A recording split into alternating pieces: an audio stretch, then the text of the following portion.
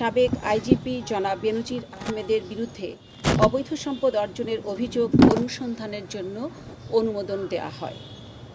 সংশ্লিষ্ট আইন ও বিধি মোতাবেক নির্ধারিত সময়সীমার মধ্যে অনুসন্ধান সমাপ্ত করে আইনানুগ ব্যবস্থা গ্রহণ করা হবে। বিগত 31 মার্চ 2024 তারিখ সাবেক আইজিপি জনাব বেনজির আহমেদের বিরুদ্ধে অবৈধ সম্পদ অর্জনের একটি প্রতিবেদন জাতীয় দৈনিক পত্রিকায় প্রকাশিত হয়।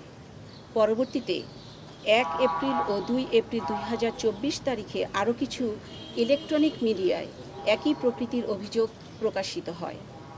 এই সকল অভিযোগসমূহের বিষয়ে দুর্নীতি দমন কমিশন বিধিমালা 2007-এর 3 নম্বর বিধির আওতায় কার্যক্রম শুরু করা হয়।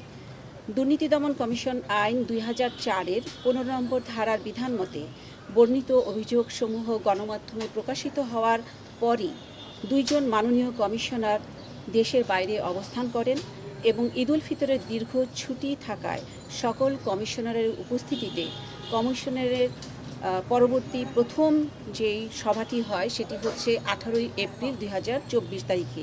উক্ত সভায় সাবেক আইজিপি জনাব বেনজির আহমেদের বিরুদ্ধে অবৈধ সম্পদ অর্জনের অভিযোগ অনুসন্ধানের জন্য অনুমোদন দেওয়া হয়।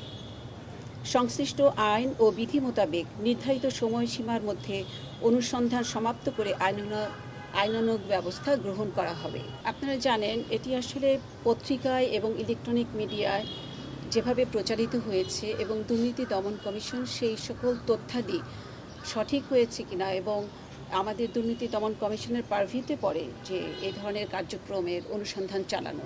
সেজন্য ঈদুল ফিতরের পরপরই প্রথম সভাটি যখন আমাদের কমিশন সভা 18 এপ্রিল অনুষ্ঠিত হয় এবং উক্ত সভায় এই সকল তথ্যাদির বিবেচনায় নিয়ে ইলেকট্রনিক এবং প্রিন্ট মিডিয়ায় যে সকল তথ্যাদি প্রকাশিত হয়েছে সেগুলি বিবেচনায় নিয়ে আমাদের অনুসন্ধান কার্যক্রম পরিচালনা করার জন্য কমিশন সভায় সিদ্ধান্ত গৃহীত হয়েছে। কমিশন সভায় 3 সদস্য বিশিষ্ট একটি কমিটি গঠন করা হয়েছে এবং এই কমিটিকে তদারকি করার জন্য একজন তদারকি কর্মকর্তা নিয়োগ করা হয়েছে। এই অনুসন্ধান কার্যক্রম চলাকালীনই আসলে অনুসন্ধানের ধারাবাহিকতা যা যা প্রয়োজন সকল কিছু বিধি মোতাবেক সংগ্রহ করা হবে।